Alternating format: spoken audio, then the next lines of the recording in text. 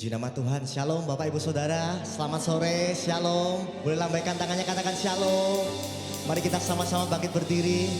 Kita siapkan hati kita untuk kita memulai ibadah pada sore malam hari ini. Terima kasih Tuhan Yesus buat anugerah-Mu dalam hidup kami. Kalau kami boleh beribadah pada malam hari ini Tuhan, kami satu tujuan untuk menyembah, memuji, bersorak bagi Engkau Tuhan.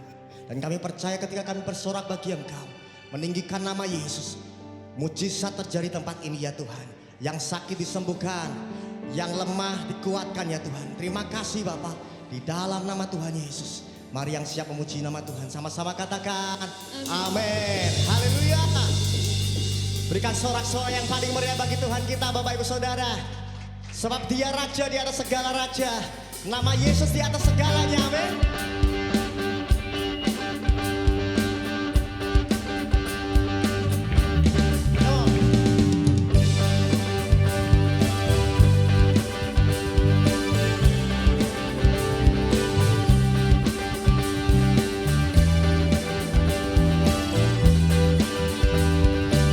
Sama-sama katakan satu nama. Satu nama yang mengatasi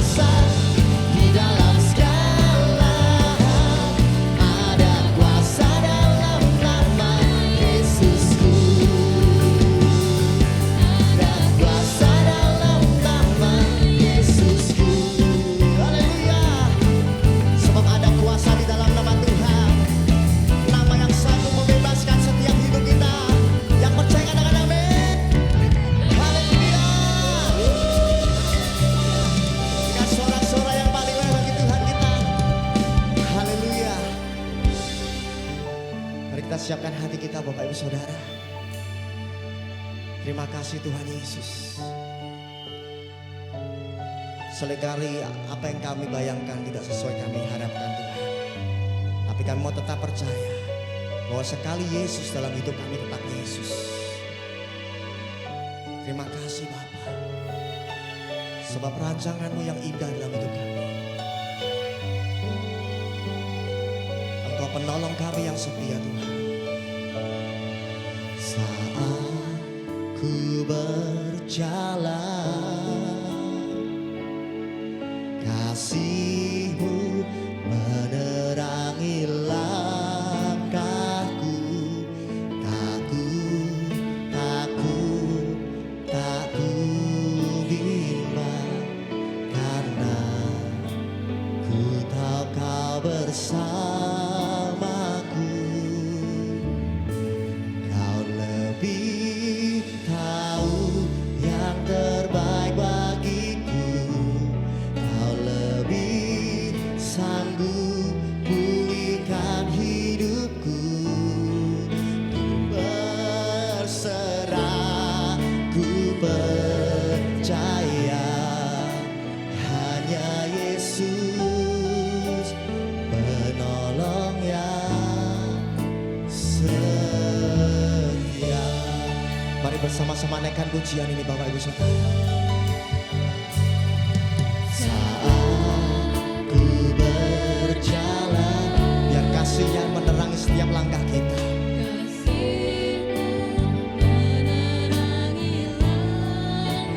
Yes, Lord. Tak ku bimbang, karena ku tahu Kau bersamaku. Kau lebih tahu yang terbaik bagiku. Dia tahu yang terbaik bagi setiap kita Bapak Ibu Saudara. Jangan pernah tinggalkan Tuhan dalam hidupmu. Terus percaya. Berserah, ku percaya hanya Yesus penolong yang setia.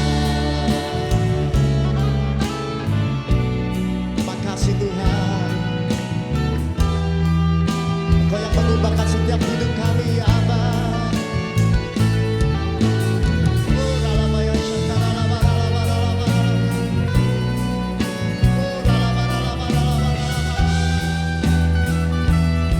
Mari angkat kedua tangan kita bersama-sama katakan, Kau lebih tahu yang terbaik bagiku.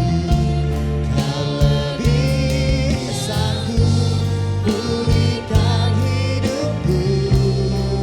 Ku berserah, ku percaya hanya Yesus penolong yang setia.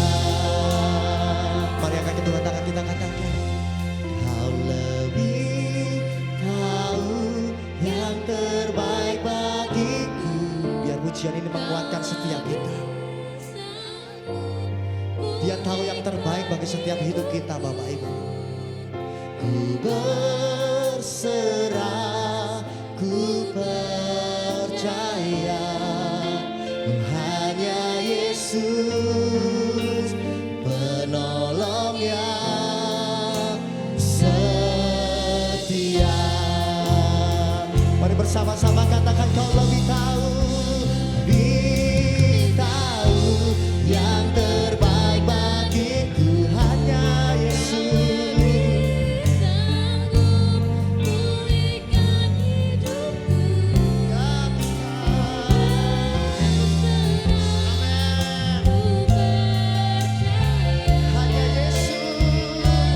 Yesus penolong yang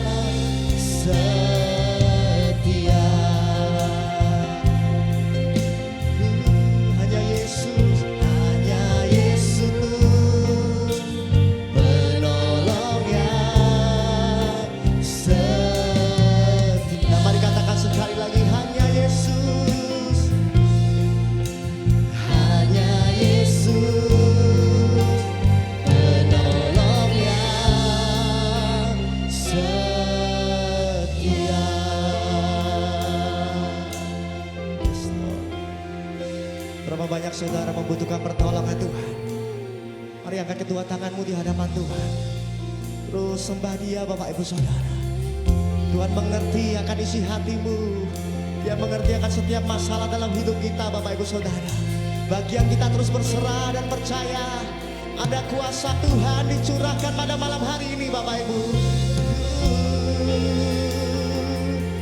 Jesus. Orala barala barala barala barala barala barala barala barala. Syakarala barala. Haleluya Tuhan. Dia dalam Jesus. Haleluya. Oh. Syakarala barala barala barala barala barala. Terus Bapak Ibu Saudara, jangan ada yang berdiam. Sembah Tuhan. Oh, haleluya. Syakarala barala barala barala barala barala barala. Oh, la barala barala barala barala barala barala barala barala barala barala. Jesus. Haleluya. Syakarala barala barala barala barala barala barala barala barala. Oh, Rama Syakarala barala barala barala barala barala.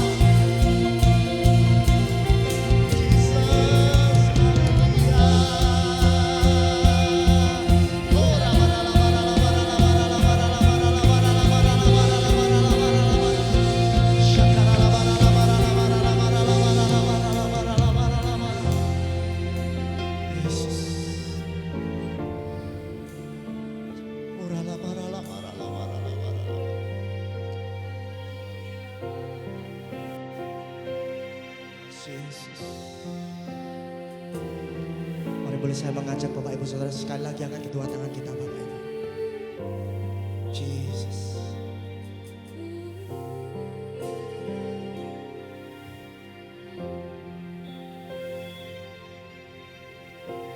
Satu-satunya yang ku andalkan,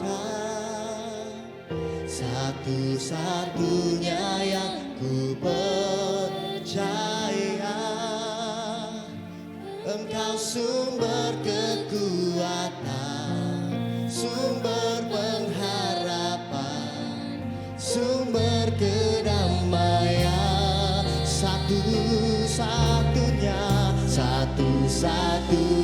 yang ku andalkan,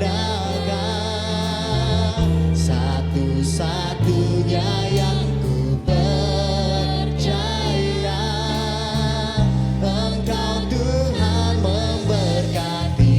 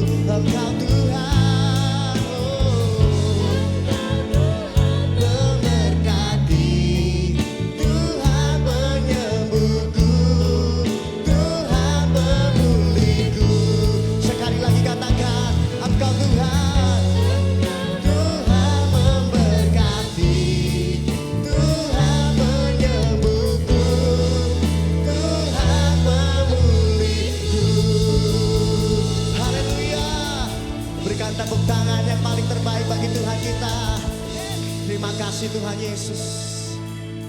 Kalau sebentar kami akan mendengarkan isi hati-Mu Tuhan. Mari siapkan kami. Tuhan Yesus yang selalu kami andalkan dalam hidup kami. Dan terus Tuhan, biar firman-Mu yang terus menguatkan hidup kami. Mengubahkan, membebaskan setiap kami yang terikat. Membebaskan setiap kami yang terbelenggu ya Tuhan. Sebab setiap umat-Mu Engkau ciptakan lebih daripada pemenang. Terima kasih Bapa. Di dalam nama Tuhan Yesus. Mari yang siap mendengarkan firman Tuhan sama-sama katakan amin. Silakan duduk Bapak Ibu Saudara. Shalom Bapak Ibu yang dikasihi Tuhan. Haleluya. Kita akan kembali belajar firman Tuhan sore hari ini. Dan firman Tuhan sore hari ini yang akan kita pelajari adalah Jadilah yang terbesar. Ya, judulnya sore hari ini kita akan belajar dari Markus 10 ayat 35 sampai 45. Perikop ini bercerita tentang percakapan Tuhan Yesus, mereka sedang ngobrol gitu ya, satu hari mereka sedang ngobrol Yesus dengan murid-muridnya. Dan ada dua kakak beradik yang mengajukan satu pertanyaan kepada Yesus. Dua orang ini adalah Yakobus dan Yohanes. Mereka sedang ngobrol lalu mereka ngomong begini, saudara. Ayat 37 ya, mereka bilang begini. Lalu kata mereka, Yakobus dan Yohanes ini ya ngomong sama Yesus. Perkenankanlah kami duduk dalam kemuliaan-Mu kelak. Yang seorang lagi di sebelah kanan-Mu dan yang seorang di sebelah kiri-Mu. Jadi intinya mereka ini minta posisi gitu saudara ya. Mereka minta posisi nanti kalau Yesus itu berkuasa.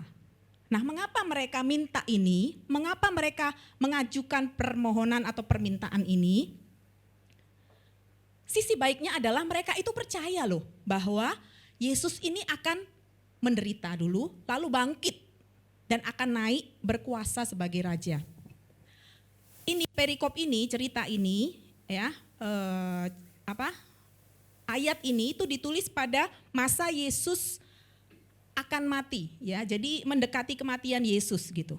Ini perikop ini ya. Jadi sebelumnya itu Yesus cerita nih, ya 3 kali Yesus cerita bahwa dia itu akan menderita, akan mati, tapi akan bangkit. Yesus tuh ngomong sampai 3 kali ngajarin murid-muridnya bahwa ada satu peristiwa yang akan dialami oleh Yesus. Dan murid-muridnya ini percaya bahwa Yesus itu akan mengalami hal yang 3 kali diceritakan oleh Yesus tadi. Bahwa dia akan menderita lalu mati, akan bangkit dan berkuasa. Yesus akan jadi orang yang berkuasa setelah dia bangkit.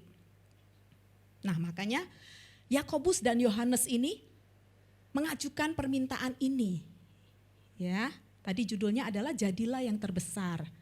Saudara, siapa di sini yang mau jadi yang terbesar? Mau ya, saya juga mau jadi yang terbesar ya. Kalau ditanya, oh saya nomor 1, mau jadi yang terbesar. Nah tapi masalahnya adalah menjadi yang terbesar yang ada di pikirannya Yakobus dan Yohanes ini ya. Dan itu sama dengan yang dipikirkan oleh dunia, itu yang seperti ini saudara. Itu yang seperti ini, nih ya. Yakobus dan Yohanes ini minta dan memikirkan yang seperti ini. Nah itu sama yang seperti dunia pikirkan. Kalau nanti Yesus berkuasa, dia menjadi orang yang paling berkuasa setelah kematiannya dan dia bangkit, mereka akan mikir nih, mereka akan minta satu di sebelah kanan, satu di sebelah kiri nih kakak adik. Berarti mereka yang paling berkuasa dong dari murid-murid kan, mereka jadi orang yang dari murid-murid yang lain nih khususnya ya, 10 yang lain itu. Mereka mikir kalau kami berdua ini bisa di sebelah kanan dan di sebelah kiri Yesus ini yang nanti menjadi raja. Wah mereka juga pasti akan jadi orang yang paling berkuasa. Paling dihormati, itu sama yang dunia pikirkan. Paling terkenal, paling kaya ya, paling penting, paling diperhatikan dan sebagainya. Saya waktu baca ini ya mereka minta itu tuh saya mikir ternyata minta posisi ya karena ada KKN itu tidak hanya di masa sekarang ya, tidak hanya waktu saat pilkada ya, apalagi nanti 2 tahun nanti ya, bukan hanya saat-saat ini, ternyata itu sudah ada jauh ya, pada waktu Yesus ada di dunia itu sudah jauh ada kayak gitu ya, mereka pikir karena mereka dekat mungkin ya bisa lah ya, mereka minta yang seperti ini. Sama seperti yang sekarang ya, yang lagi marak ini ya. Aku deketin, ini nih orang yang berpengaruh, aku deketin orang yang berkuasa supaya nanti aku bisa kecipratan ya. Bahkan mereka rela melakukan apapun supaya kecipratan nanti kuasanya, kecipratan nanti dihormatinya gitu saudara. Dan itu sudah ada loh sejak zaman dulu. Itu bukan marak bukan ada karena pemerintahan atau masa sekarang saja, tapi itu sudah ada sejak dahulu. Nah saudara, ada fakta-fakta yang kita pelajari dari perikop ini ya, yang menarik ya, yang kita mau belajar. Nah yang pertama, itu bukan hanya Yakobus dan Yohanes yang minta loh saudara, maksudnya yang punya keinginan ya. Jadi seolah-olah Yakobus dan Yohanes ini berarti yang paling ini ya, yang paling ambisi, yang paling pengen enak sendiri. Oh tidak saudara, tapi keinginan itu ada di semua murid-murid. Jadi semua murid yang 12 orang itu pengen hal yang sama. Mereka semua nih ya, pada ayat yang ke Markus 9 ayat 33 sampai 34, itu mereka sebelumnya itu bertengkar. Mereka bertengkar nih, jadi mereka sedang mengadakan perjalanan, lalu ketika tiba di Kapernaum ya, sudah sampai di tujuan, Yesus tanya, karena Yesus tahu mereka tadinya ngobrol tuh, kayaknya seru banget mereka yang 12 orang itu ya, lagi ngobrol apa, Yesus tanya, kamu ngobrol apa sih tadi? Mereka diam aja, karena mereka tahu ya apa yang mereka obrolkan itu sebenarnya nggak baik. Mereka malu mau terus terang sama Tuhan Yesus ya, sama Yesus. Makanya mereka diam. Apa sebenarnya yang mereka obrolin? Tidak hanya ngobrol saudara, mereka itu bertengkar. Ya, bertengkar, mempertengkarkan siapa yang terbesar di antara mereka. Jadi itu bukan hanya 2 orang itu saja, tapi semua murid itu punya pikiran yang sama. Karena mereka percaya bahwa akan ada kebangkitan. Nanti Yesus akan berkuasa dan 12 orang ini berlomba pengen menjadi yang terbesar. Pengen jadi yang paling istimewa, paling ingin menjadi yang spesial. Minta posisi di sebelah kanan dan kiri Yesus. Gak hanya itu, setelah murid ini tadi si Yakobus dan Yohanes minta, ya ngomong Yesus, kami mbok ditaruh di sebelah kanan dan kirimu nanti. Setelah Yakobus dan Yohanes ngomong itu ayat 41 ya, di pasal 10 tadi, marah mereka ya. Marahnya kenapa saudara? Karena keduluan minta ya. Keduluan minta, aduh Yakobus dengan Yohanes pinter nih. Aku duluan aja nih minta, karena itu sudah mendekati Yesus mati ya. Karena 3 kali Yesus sudah ngomong nih, aku akan gini. Yakobus dan Yohanes cepat-cepat minta. Hal yang paling mereka inginkan, semua yang mereka inginkan ini ya, semuanya yang 12 ini inginkan. Nah mereka marah karena kurang ajar, keduluan gitu loh saudara ya, keduluan. Aduh kalau Yakobus dan Yohanes ngomong duluan bisa-bisa mereka ini yang dapat ya, di sebelah kanan dan kiri. Kita nih gak dapat, marah jengkel mereka saudara. Ya, itu kondisinya murid-murid Yesus. Mereka pengen posisi yang paling VVIP. Lalu fakta yang kedua apa saudara? Ternyata ini loh pikirannya mereka, ini Petrus yang ngomong tapi saya yakin ini mewakili pikiran yang ada pada mereka ya, 12 ini. Karena mereka tahu bertengkar nih tentang siapa yang terbesar. Karena pikirannya begini, lalu Petrus menjawab dan berkata kepada Yesus, kami ini telah meninggalkan segala sesuatu dan mengikut Engkau. Jadi apakah yang akan kami peroleh? Mereka berpikir bahwa apa yang sudah mereka lakukan ya kepada Yesus ya, loyalitas mereka kepada Yesus itu harus ada imbalannya dong. Harus ada balasannya. Apalagi yang mungkin saya bayangin yang kerjaannya dulu latar belakangnya itu ya. Ada yang pemungut cukai lah apa ya. Aduh aku sudah meninggalkan kerjaanku ini nih. Ya Petrus nih, aku dulu sehari bisa dapat berapa. Nah ini cocok lah kalau misalnya pendapatan itu nanti digantinya dengan kemuliaan nih, aku bisa berkuasa bersama dengan Yesus di kanan dan kiri dan sebagainya. Mereka nih sebenarnya waktu mengikuti Yesus tuh mikir ya cocok nih, aku ninggalin semuanya cocok nih untuk dapat ini. Tapi apa yang mereka pikir tentang apa yang mereka dapat itu tadi yang di depan tadi yang saya jelaskan tadi ya, kekuasaan itu ya, dihormati ya, dianggap yang terpenting ya, selalu didahulukan dan sebagainya dan sebagainya. Jadi hanya barter gitu ya, transaksional kalau pastor sering membahas ya. Aku sudah kasih ini sama Yesus, aku dapat apa? Gitu. Lalu fakta yang ketiga, saudara. Nah, ini nih, saya tuh mikir ya, mereka itu 3,5 tahun bareng Yesus. Mereka 3,5 tahun itu lihat loh, lihat dengan mata kepala saudara. Lihat loh, 24 jam sehari bareng Yesus. Tapi mereka tuh gak nangkep. Sebetulnya apa sih yang dilakukan oleh guru mereka tuh apa? Matius 4 ayat 24. Maka tersiarlah berita tentang dia di seluruh Syria dan dibawalah kepadanya semua orang yang buruk keadaannya. Mereka tidak pernah, gak tahu ya, saya ini gak ngerti. Padahal orang-orang yang datang kepada Yesus itu buruk keadaannya. Mereka 3,5 tahun itu ngapain? 3,5 tahun itu gak panjang sekali saudara, tapi juga gak pendek loh. 24 jam setiap hari. Mereka tahu yang datang ke Yesus itu orang yang kusta, orang yang miskin luar biasa, orang yang terhina, orang yang kita aja mungkin nggak mau deketin, orang yang kerasukan, pokoknya nggak ada bagus-bagusnya. Ini si Matius ini mencatat dengan baik sekali ya, yang paling baik itu Matius. Nyatetnya, dikatakan orang yang buruk, semua orang, gak ada yang bagus saudara. Semua orang yang buruk keadaannya.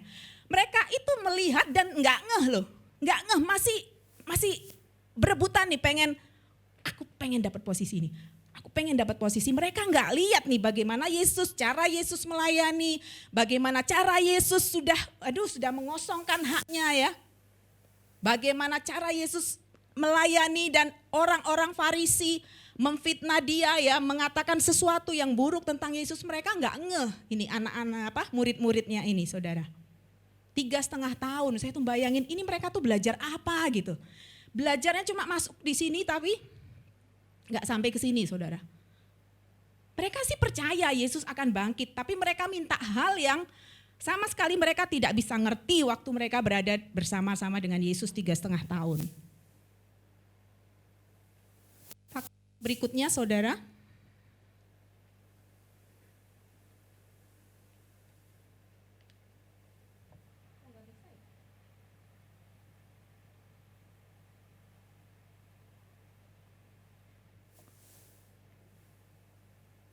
Oke, fakta berikutnya ini yang tidak kalah menarik. Ternyata ada pembedaan loh saudara bagi orang-orang yang sungguh-sungguh melakukan kehendak Tuhan. Ya, perhatikan ayat 40. Tetapi hal duduk di sebelah kananku atau di sebelah kiriku, aku tidak berhak memberikannya itu. Itu akan diberikan kepada orang-orang bagi siapa itu telah disediakan. Saya sering mendapat pertanyaan gini. Bahkan ada satu hamba Tuhan bilang, dia ceritanya nih sedang jatuh dalam dosa dan dia ditegur oleh istrinya. Dan ini mewakili banyak orang percaya yang nanya ya, bedanya apa? Jadi kalau percaya syarat masuk surga itu hanya percaya Yesus. Enak banget nih orang yang kriminal, enak banget orang yang hidupnya kotor, sama-sama masuk surga.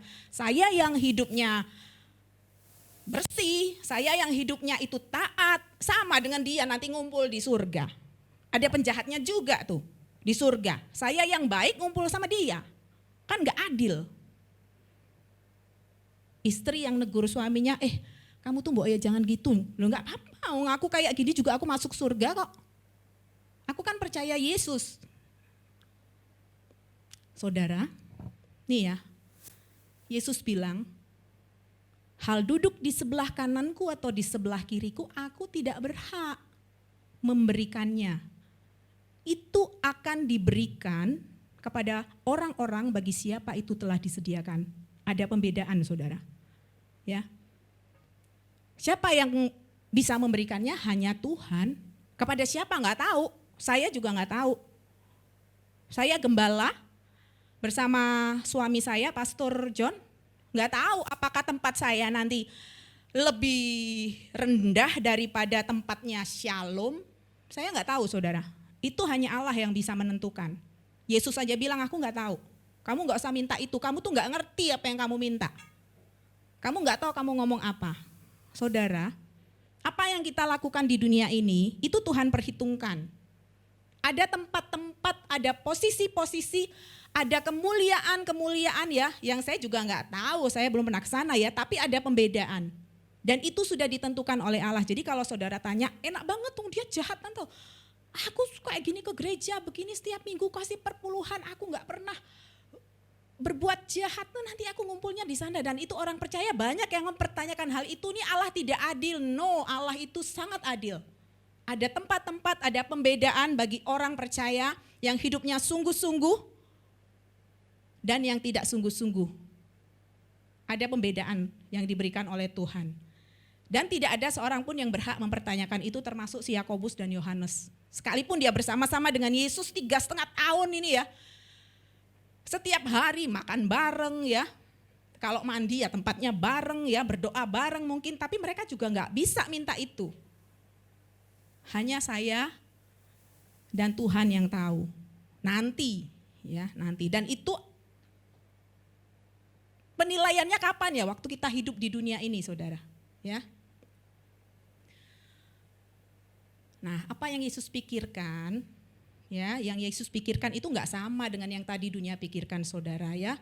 Yang berkuasa, yang paling dihormati, yang paling dianggap penting, yang paling harus didahulukan. No, Yesus tidak memikirkan itu. Pikirannya Yakobus, Yohanes dan dunia ini itu seperti langit dan bumi, seperti apa yang Yesus pikirkan. Dengan apa yang Yesus pikirkan. Yesus ngomong apa? Yesus jawab apa? Yesus bilang, tidaklah demikian di antara kamu. Salah itu apa yang kamu pikirkan gitu ya. Aku mau kasih tahu nih, pikiranmu salah loh. Yakobus, Yohanes dan semua gitu ya bahasanya. Barang siapa ingin menjadi besar di antara kamu, hendaklah ia menjadi pelayanmu. Itu pakai kata diakonos. Kalau saudara tahu diaken, nah itu dari sini ya. Melayani, nah itu yang besar tuh itu. Jadi konsep yang besar dari orang-orang ya, dari manusia, dari dunia, dari Yakobus, Yohanes, dari 12 murid itu langit dan bumi daripada apa yang menjadi konsepnya Yesus. Diakonos, saudara, melayani. Melayani itu tidak hanya di gereja, jadi singer, jadi WL ya. Kayak saya ini khotbah, jadi musisi apa itu, tidak hanya itu, tidak sesempit itu. Melayani itu melakukan apapun yang bisa dia lakukan. Satu hari ada seorang hamba Tuhan gede, saudara. Gede, dari luar kota. Dia dijemput oleh seorang driver. Ya, mau pelayanan di Semarang, dijemput oleh driver. Bawa tas. Dia gak mau bawa tas. Ini kisah nyata, saudara ya. Dia gak mau bawa tasnya. Harus drivernya yang bawa. Drivernya itu di Semarang, ya. Dia nggak mau bawa tas, bawain tasnya, bawain dia jalan, ya. Lalu dia pelayanan beberapa hari. Wah, khotbah, nggak tahu saya khotbahnya apa ya. Khotbah memberkati banyak orang. Pulang kembali ke Jakarta. Seperti waktu dia datang, tasnya dibawain lagi oleh drivernya. Karena drivernya ini mungkin cukup repot dan sebagainya ya. Jatuh tasnya. Jatuh gitu gak sengaja ya. Ngamuk dia, saudara. Yang merasa tahu nih pengalaman ini, ada loh di antara kita yang mengalaminya. Wow, dia khotbah apa tadi? Marah. Marah seperti bukan seorang hamba Tuhan kepada drivernya ini. Itukah diakonos? Ini fakta, saudara ya. Jadi Tuhan bilang, kalau kamu mau besar itu melayani, jadilah pelayan. Seperti yang aku kasih contoh ini loh, 3,5 tahun kok rak mudeng-mudeng toh gitu ya. Kalau Yesus ngomong, kok gak ngerti-ngerti toh, ya ampun ya 3,5 tahun nih loh, aku nih loh meluin orang kusta itu loh. Aku ini orang gak telanjang, orang kesurupan, bagaimana sih? Aku layani kamu tuh kok gak ngerti, masih mikir ngeributin yang bukan itu. Diakonos, melayani. Oh, melayani bukan jabatan. Oh, aku koordinator. Koordinator praise and worship ya. Lalu dilantik, dipanggil. Mr. X, koordinator praise and worship. Lalu Nona B, koordinator iKids ya. Lalu Mr. Y, siapa? Koordinator Asyir, lalu dilantik. Difoto ya, pakai jas semua. Itukah diakonos? Bukan hanya itu saudara, saya tidak bilang itu salah, tidak. Tapi diakonos itu kalau kita mau benar-benar nangkep diakonos itu ya kamu lakukan apapun. Ini bukan diakonos pakai baju jas lalu dilantik, bukan hanya seperti itu saudara ya. Lalu yang kedua, saya harap saudara mengerti apa yang saya maksud. Berikutnya, nah, dan barang siapa ingin menjadi yang terkemuka di antara kamu, hendaklah ia menjadi hamba untuk semuanya. Ayat 44, hambanya tuh doulos. Kalau yang, ini ada perbedaan sedikit saudara. Kalau diakonos itu lebih ke aktivitasnya melayani ya, melakukan apapun. Ada loh orang yang berpikir, pengkhotbah itu derajatnya, tingkatannya lebih tinggi dari WL. Ya aku nggak mau aku maunya khotbah aja, WL lebih rendah gitu ya. Apalagi asyir, nggak mau asyir kayak gitu nggak berbobot, pelayanannya mau kayak gitu tok, nggak berbobot gitu ya. Atau visitor yang memvisitasi gitu, apalah, enggak lah, pokoknya aku harus berdiri di depan, aku harus kelihatan gitu ya. Apakah itu melayani? Itu bukan saudara ya. Nah kalau diakonos itu aktivitasnya pelayanan ya, jadi saya kasih contoh ini di gereja, tapi sebenarnya bukan hanya di gereja loh saudara ya, di tempat kerja saudara ya, di rumah saudara ya, di tetangga-tetangga ya. Jadi saya hanya kasih contoh di gereja, tapi sebenarnya bukan hanya itu ya. Lalu yang kedua itu doulos itu lebih ke ini loh, lebih ke hamba, itu lebih ke hatimu tuh loh, hati kita.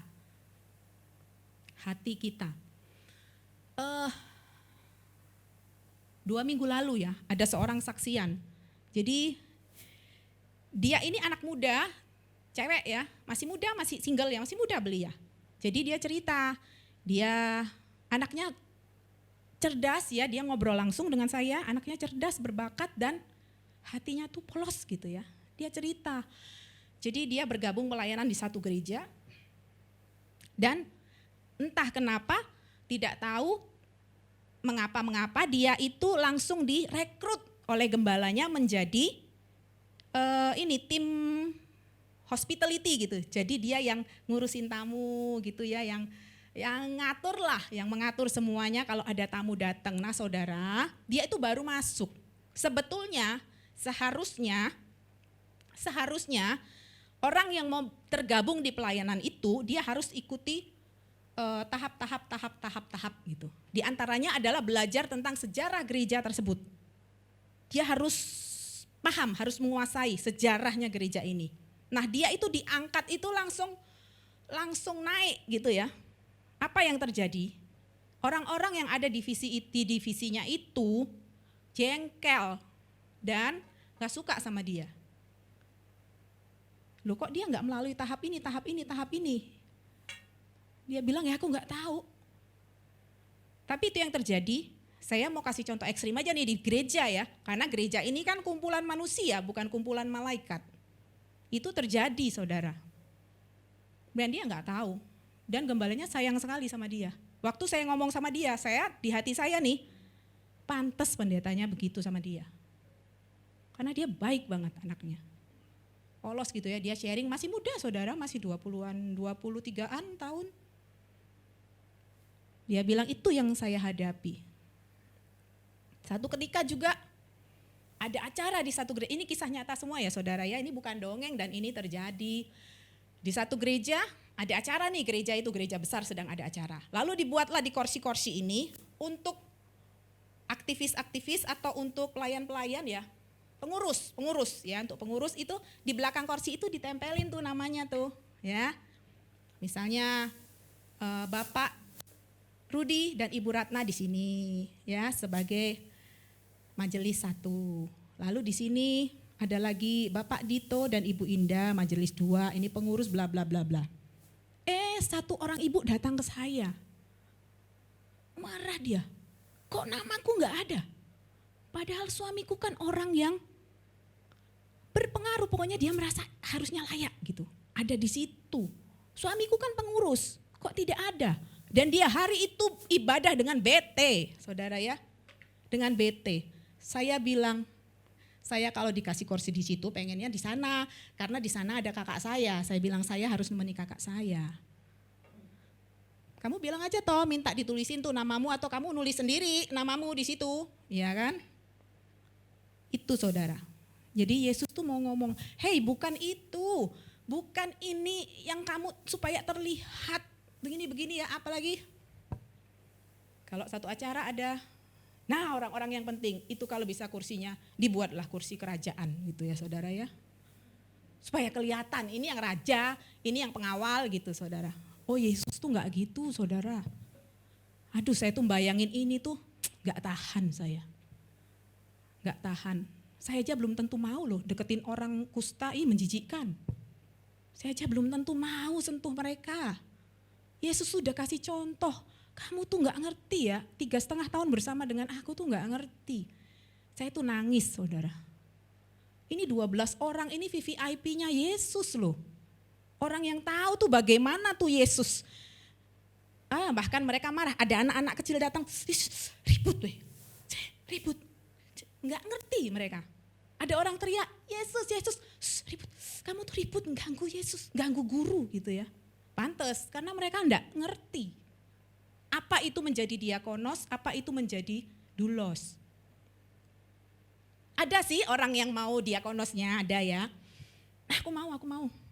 Aku rela pergi kalau ada orang yang kena musibah dia datang ya. Kalau ada banjir ya dia naik perahu mau tuh bagi-bagi ini, bagi sembako, tapi di foto ya. Gitu, foto. Pilih yang paling banyak korengnya gitu ya. Nah, supaya fotonya menarik, yang paling banyak korengnya kali ya, biar lebih fenomenal. Belas kasihan ya. Tapi ini kita nggak ada dokumentasi, aku nggak ada dokumentasi, nggak ada foto, ya saudara.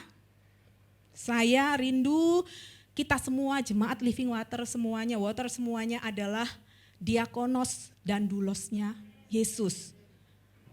Saya rindu spiritnya Yesus ini ada juga saya ketemu orang. Kelihatannya sih dia rendah hati loh.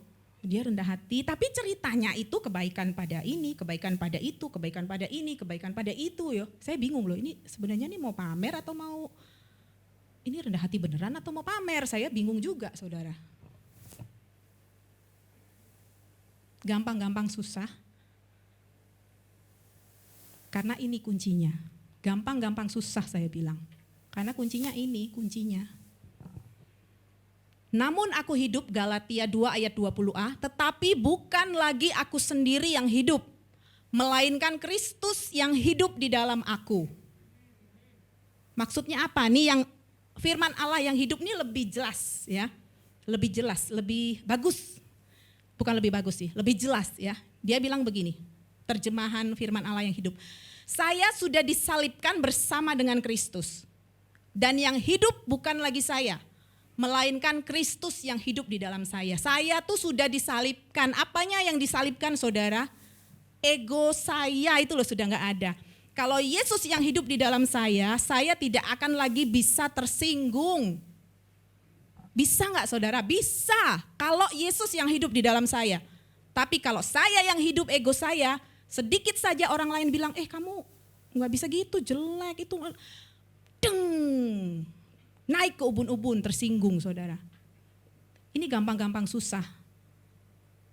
Yesus tersinggung gak sih waktu orang-orang ludahi dia? Gitu. Saudara bisa membayangkan gak sih? Itu salib, itu lambang kehinaan luar biasa loh saudara.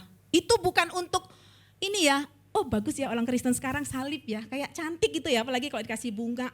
Itu bagi orang Israel itu lambang kehinaan, itu hukuman yang paling hina itu salib saudara. Ditelanjangin tuh di situ. Pernah nggak Yesus bilang, padahal waktu awal pelayanannya nih, waktu iblis menggoda, dia tuh berhak loh. Lapar mengubah batu jadi roti, ya. Disuruh jatuh, malaikat siap menatang dia. Dia lihat semua itu ya, dunia dan seisinya, dia itu layaknya begitu, saudara. Layaknya begitu, coba deh dipikirkan. Layaknya begitu dia. Tapi dia gak peduli, dia gak mau. Karena itu dikatakan dia ditinggikan, sangat ditinggikan. Karena apa? Dia menjadi diakonos dan doulos yang sejati. Nah itu yang harusnya menjadi hidupnya kita, saudara. Gampang-gampang susah? Ya, tapi sebetulnya itu kuncinya adalah aku mau apa enggak, gitu aja. Tidak hanya di gereja, di rumah kita sebagai suami. Apakah kita merasa suami nih superior nih, aku nih bapak, semua harus nurut. Semua harus, kalau nggak ada yang nggak cocok kamu yang salah. Minta maaf, no, nggak ada kamusnya. Aku bapak kok minta maaf. Nggak ada kamusnya. Orang superior minta maaf kepada orang. Atau anak-anak. Atau yang punya ART, asisten rumah tangga. Ya, dia berpikir, oh, kamu aku gaji kok. Sudah, kamu kasih jasa, aku kasih uang. Atau kita punya karyawan. Aku bayar, kamu bayar, aku tak punya utang apa-apa. Atau sebaliknya nih, dia yang orang bawahan ya, orang bawahan ditegur atasan ya, biasanya kesinggung dan sebagainya. Banyak saudara, tidak hanya di gereja. Nah sore hari ini saya rindu, kita semua hidup sebagai pelayan, hidup sebagai hamba. Sudah, kalau kita mau jadi yang terbesar, hiduplah seperti ini. Engkau dan aku adalah orang-orang yang besar. Saya mau kejar ini, saya mau jadi orang yang terbesar, saudara. Ini saja kuncinya. Amin, saudara. Saya percaya firman Tuhan ini memberkati, saya berdoa mengubah hidup kita, mengubah setiap kita. Kalau kita satu saat besok merasa, aduh kok aku kepancing nih, mau emosi nih, mau tersinggung nih. Ingatlah Yesus. Ingatlah Yesus. Aku kepancing, aku kok dikasih kerjaan kok kayak gini ya, kok hina banget, mentang-mentang aku bawahannya, kok aku dihina luar biasa gini ya. Ingat Yesus, saudara. Mari kita tundukkan kepala. Sebab dia tahu apa yang terbaik bagi kita. Dia tahu apa yang terbaik dan itu yang harus kita lakukan. Kita serahkan hidup kita kepada Tuhan. Kita bawa. Saya tidak pernah tahu apa yang ada di dalam hati saudara, tapi Yesus akan beracara dengan saudara. Tekadmu, niatmu, tidak ada alasan untuk bilang, oh kalau ini tidak bisa ditolerir, tidak bisa. Karena doulos itu gak punya hak terhadap hidupnya sendiri. Kepada siapapun, dia harus melakukan, mendahulukan, memberikan yang terbaik. Siapapun itu. Kau lebih tahu yang terbaik bagiku. Kau lebih sanggup pulihkan hidupku. Ku berserah, ku percaya. Hanya Yesus penolong yang setia. Mari berdiri bersama-sama. Sebab dia lebih tahu. Kau lebih tahu yang terbaik bagiku.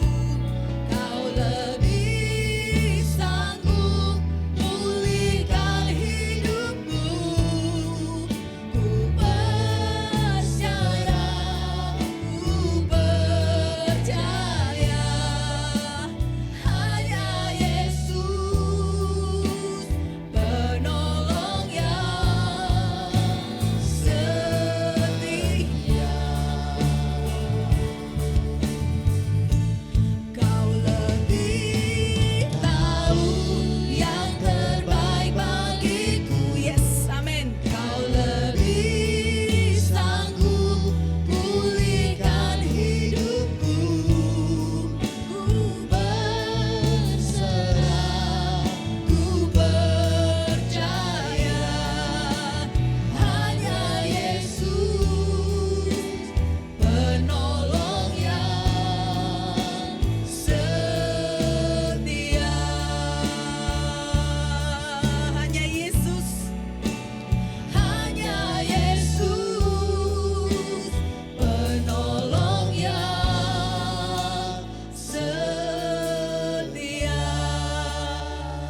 Tuhan Yesus, aku berdoa bagi jemaat-Mu di tempat ini, jemaat IFGF Living Water Tuhan.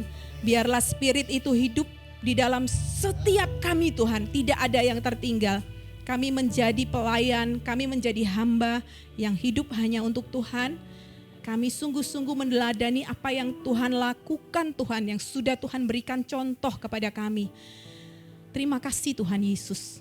Kami mau menjadi seperti Engkau hari demi hari Tuhan. Perkataan kami, pikiran kami, hati kami, apa yang tangan kami buat, biarlah Tuhan saja yang hidup di dalam kami. Di dalam nama Tuhan kami Yesus Kristus. Kita semua yang mengasihi Tuhan katakan, amin.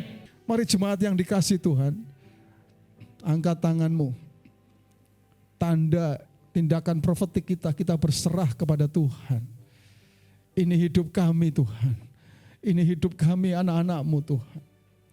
Firman Tuhan berkata, jadilah engkau orang percaya yang mengandalkan Tuhan dalam kehidupanmu.